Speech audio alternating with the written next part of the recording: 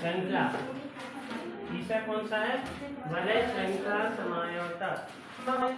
सबसे पहली बात ये होती क्या है, इसमें क्या होता है कि जो आइसोमर्स होते हैं, ठीक है, एक तो रिंग के रूप में मिलेंगे और एक चैन के रूप में, मतलब चक्री और श्रृंखला दो रूपों में मिल सकते हैं। ठीक है, फॉर एग्जाम्पल यहाँ पे देखेंगे,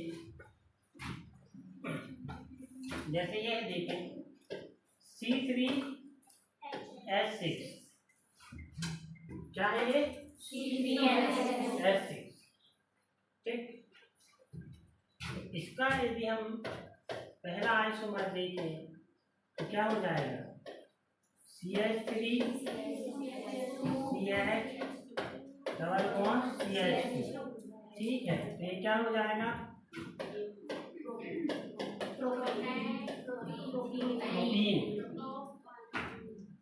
ठीक, क्या हो जाएगा? प्रोटीन। तो ये किसके रूप में है? श्रृंखला के रूप में है। ठीक है, काय के रूप? श्रृंखला के रूप में।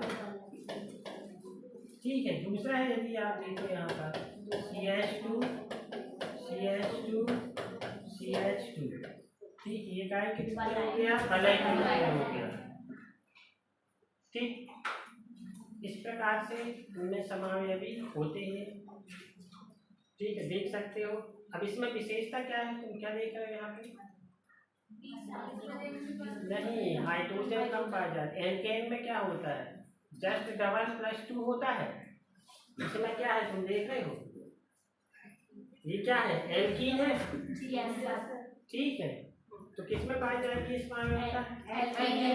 एल्कीन और एल्काइन कंपाउंड। एल्कीन और एल्काइन। ठीक है, अब जरूरी नहीं है एल्कीन और एल्काइन हो। ठीक है, इसमें फंक्शनल ग्रुप भी हो सकते हैं। क्या हो सकते हैं? मोस्टली नहीं होंगे। ठीक है, क्योंकि फिर उसके साथ में क्रियात्मक समावेश भी हो जाएंगे। ठीक है, तो ये किसमें पाई जाएगी? एल्कीन और एल्काइन। ठीक है, एल्काइन का भी एक एग्जांपल बता दो क्या?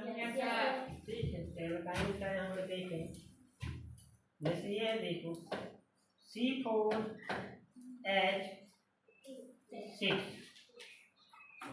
ठीक है, इसका पहला आइसोमर यदि अपन देखें CH3 CH2 C double bond Cl, तो यहाँ पे देखो कितने कार्बन टोटल? 4 कार्बन। ठीक है, कितने कार्बन? 4। इसमें 1 2 3 4 कार्बन है।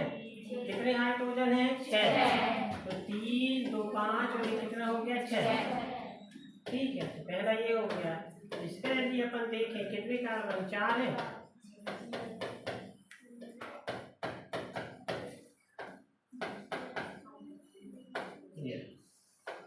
इसमें डबल बॉन्ड का फॉर्मेशन हो जाएगा।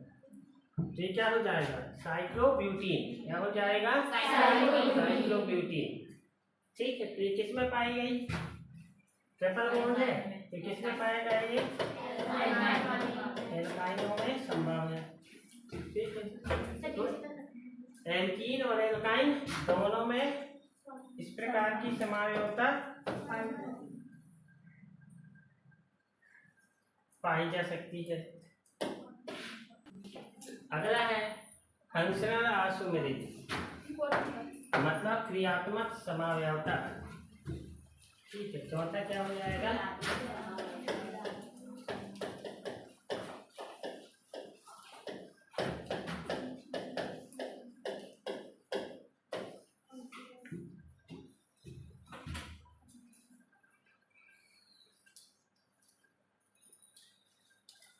ठीक, अब इसमें क्या होता है ये याद रखेंगे, क्रियात्मक समूह मतलब फंक्शनल ग्रुप क्या होता है? अलग अलग होगा। कैसा होगा? अलग अलग होता है इसमें।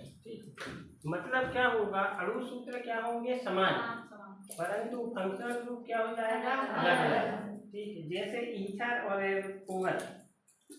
ठीक है, जैसे यदि अपन देखते हैं यहाँ पर ईथर और एल्कोहल किसमें पाई जा सकती है? ईथर और एल्कोहल में। एग्जाम्पल बताऊं? ठीक है, तो एग्जाम्पल अपन कुछ भी ले सकते हैं। जैसे ये है एग्जाम्पल, देखिए जिसका यही लिख दे रहा हूँ। जैसे ये है, देखो C2H6O क्या हो गया? C2H6O। तो इसका यदि ईथर के रूप में देखें तो यहाँ पे देखेंगे CH3OCH3 कितने कार्बन है? 2। कितने हाइड्रोजन है? कितने ऑक्सीजन है? ठीक है, यदि इसी का देखें तो एल्कोहल हो जाएगा C2H5OH। यहाँ पे देखो कितने कार्बन है? 2। कितने हाइड्रोजन है? 6। कितने ऑक्सीजन है? 1।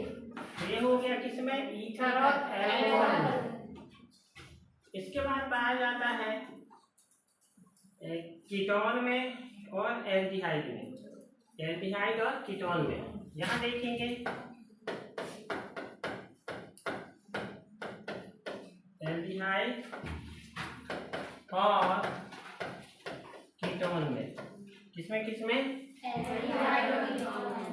फॉर एग्जाम्पल इसमें अपन क्या ले रहे हैं?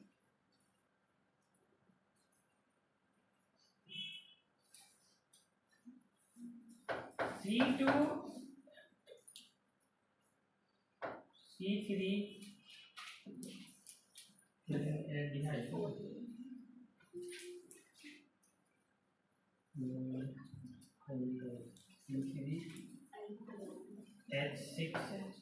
C3H6O, ये C3H6O। फॉर एग्जाम्पल एल्डिहाइड यदि इसका देखें अपन C2H5CH क्या हो जाएगा? CH। ठीक है, अब यदि कीटोन का फॉर्म में बना दे इसको तो इसका कीटोन का रूप क्या होगा? यहाँ पे देखेंगे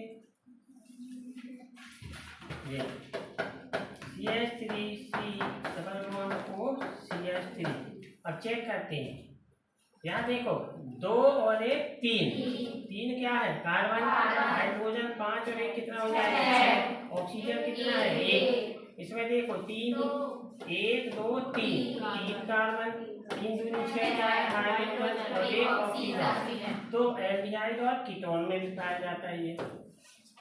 ठीक है, और यदि अपन देखें तीसरा नंबर एमीन्स में, मतलब एमिनो में। किसमें? एमिनो में आपस में मतलब प्राथमिक द्वितीयक और तृतीयक। ये आपस में क्या हो सकते हैं? बदल सकते हैं। जैसे C3H9N है, C3H9N यदि इसमें हम देखते हैं तो ये हो जाएगा, क्या हो जाएगा? ये C3H7NH2 ये क्या हो जाएगा? प्राइमरी हो जाएगा। क्या हो जाएगा? प्राइमरी। यदि इसको थोड़ा सा चेंज कर दें तो C2H5 ये हो जाएगा NH। ठीक है, और ये क्या हो जाएगा? CH3। और यदि ये क्या हो जाएगा? सेकेंडरी हो गया, 2 रेडिकल जुड़ गए इसमें। ठीक है, और यदि अपन देखें यहाँ पे CH3 अब तीनों में आप देखो यहाँ पे ध्यान से तो देखते हैं अपन यहाँ पे कार्बन कितने हैं? 3। तो 3 कार्बन है इसमें। हाइड्रोजन कितने हैं? तो 7 में तो कितने हो गए? कितने नाइट्रोजन है? इसमें भी क्या आ गया? 1। ये क्या हो गया? प्राइमरी हो गया। अब इसमें देखते हैं, यहाँ पे देखो 2 और 1 3 कार्बन, 5 और 3 नहीं 5 और 1 9 हाइड्रोजन। ठीक है, और 1 क्या हो गया? नाइट्रोजन। तो द्वितीयक भी है। अब यहाँ तो देखो 1 2 3। ठीक है, 3 दूनी 6 3 9 और 1 नाइट्रोजन। तो तीनों एमीन्स जो होते हैं वो भी आपस में क्या होते हैं? क्रियात्मक समावयवी होते हैं। क्या होते हैं? क्रियात्मक समावयवी होते हैं। ठीक, कहाँ से नोट करना है?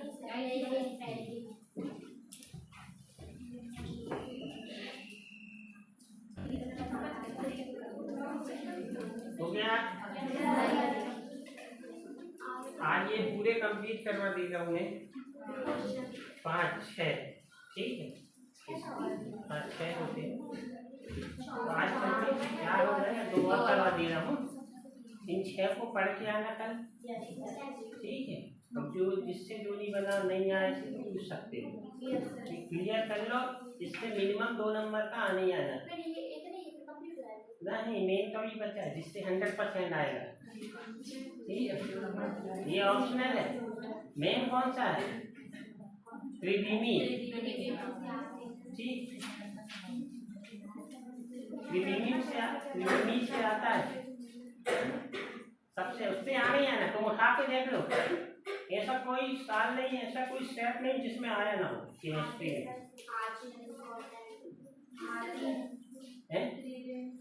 मिस तो क्यों लगाया जबरदस्त,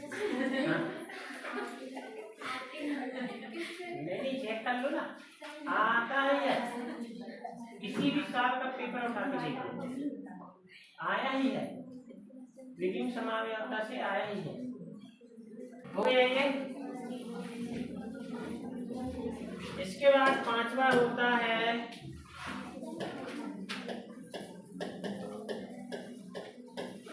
मध्यावयवता मेटाबॉलिज्म, ठीक है। ये किसमें होगा, मध्य मतलब बीच में, बीच में कब होगा, बीच में कब होगा जब कम से कम 2 रेडिकल जुड़ेंगे उसमें, समझ में आई बात, नहीं आई बात समझ में। जैसे ईथर में क्या होते हैं, ऑक्सीजन से 2 रेडिकल होते हैं ना मिनिमम, ठीक है समझ में आई बात। मध्य मतलब बीच में कब होगा, जब दोनों ओर कोई चीज होगी तब तो वो बीच में होगा, दोनों ओर कोई चीज मतलब रेडिकल। अब किसमें हो सकता है ये, ईथर में, कीटोन में और एमीन में, किसमें हो सकता है, ईथर, कीटोन और एमीन होता है ना इनमें,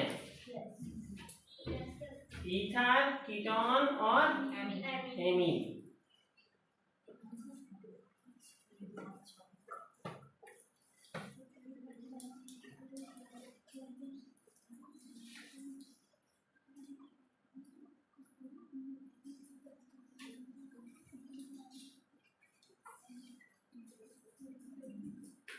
हो गया,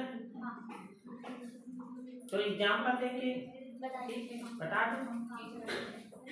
तो देखो यहाँ पे पहला आप देखो यहाँ पर ईथर, क्या देखना है, ईथर का मैं ले रहा हूँ C4H10O, ये क्या हो गया अणु सूत्र, ये क्या हो गया अणु सूत्र, ठीक। अब कैसे होंगे मध्यावयवी वो देखते हैं, यहाँ पे देखेंगे जैसे ये है, देखो C2H5O C2H5, यहाँ पे देखें CH3O C3H7 हो गया। अब ये बताओ मेरे को तुम, दोनों है क्या, ईथर ही है, दोनों क्या है ईथर है, परंतु दोनों क्या हो गए संरचना अलग हो गई ना। एक का नाम क्या ऊपर वाले का डाई एथिल ईथर, इसका नाम क्या है मेथिल प्रोपिल ईथर,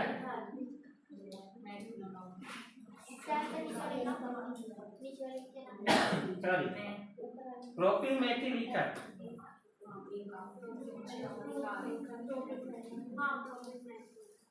ठीक समझ में आई बात है। देखो इस प्रकार की समायोजकता की विशेषता ये होती है, क्रियात्मक समूह वही रहता है, क्या चीज वही रहता है, सिर्फ रेडिकल क्या होते हैं बदल जाते हैं, इसमें क्या बदल जाते हैं रेडिकल बदल जाते हैं। दूसरा एग्जांपल किसमें बताना है, कीटोन, किसमें बताना है कीटोन में। तो कीटोन में यदि तुम देखो यहाँ पे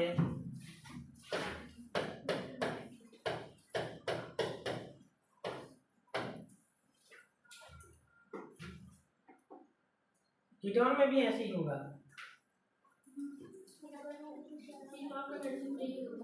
ठीक है। तो कीटोन का कैसे करते हैं अपन? C5H10O कैसे ले रहे हैं? तो यहाँ पे देखें इसका example CH3 C double bond O C3H7। ठीक है, तो यहाँ पे देखो, ध्यान से देखो कितने कार्बन है? 1 2 और 3, 3 2 5 है यहाँ पे। हाइड्रोजन देखें 7 3 10, ऑक्सीजन देखें 1। ये हो गया। अब इसको थोड़ा चेंज कर दिया यहाँ पे C2H5। इसमें भी देखो कितने कार्बन है? 5। कितने हाइड्रोजन है? 10। ऑक्सीजन कितना है? 1। तो दोनों क्या हो गए? समावयवी हो गए।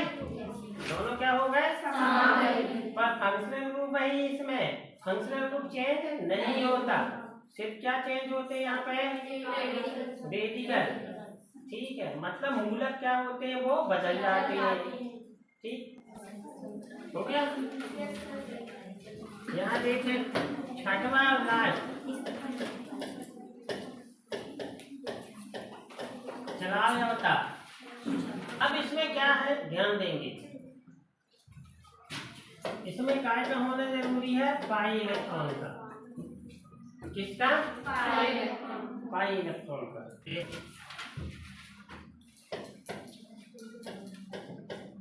ये HCN है, तो यहाँ पे देखेंगे HC≡N। ठीक है, ये हो गया। यहाँ पे देखेंगे HN, ये क्या हो गया? C। तो दोनों में क्या है देख सकते हो? HCN है दोनों में, पर दोनों में अंतर क्या है?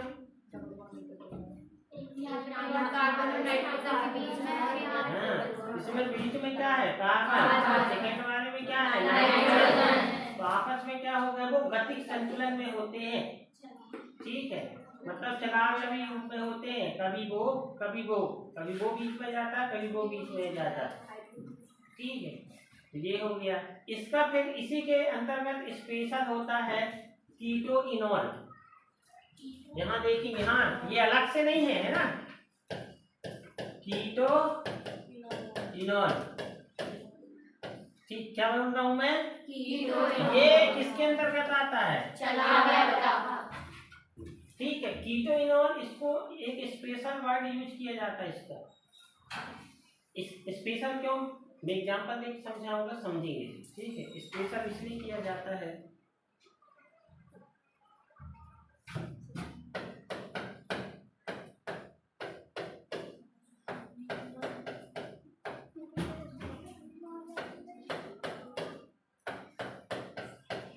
ये कौन सा है?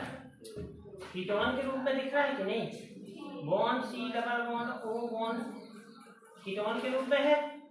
मतलब इसमें दो फंक्शनल ग्रुप हैं जो कि कौन से? कीटोन के रूप। तो इसको बोलते हैं कीटो फॉर्म या कीटो रूप। क्या बोलते हैं? कीटो रूप। क्या बोलते हैं? कीटो रूप बोलते हैं। फिर एक होता है इनॉलिक फॉर्म। जब ये कीटोन हाइड्रोक्सिल में कन्वर्ट हो जाता है तब इसको इनॉलिक बोलते हैं। क्या बोलते हैं? इनॉलिक। कैसे में? यहाँ देखेंगे, होता ये है, थोड़ा सा समझने की कोशिश करेंगे, भले समझ में ना आए। ये हाइड्रोजन कहाँ चला जाता है? तो यहाँ का बॉन्ड कहाँ जाएगा? यहाँ पे जाएगा। ठीक है, देखो कैसे। CH3C double bond O bond CH। ठीक है, बॉन्ड C, ये हो जाएगा OH, ये हो जाएगा CH3। अब यहाँ जो डबल बॉन्ड था ये देखो, अब क्योंकि हाइड्रोजन यहाँ कम हो गया तो इसकी वैलेंसी पूरी करने के लिए डबल बॉन्ड कहाँ जाएगा? यहाँ पर। ठीक, समझ में आई वो? इनॉलिक रूप बोलते हैं इसको। ठीक है, हाँ। तो कीटोइनॉल ये स्पेशल कंडीशन में बोला जाता है। कब बोला जाता है?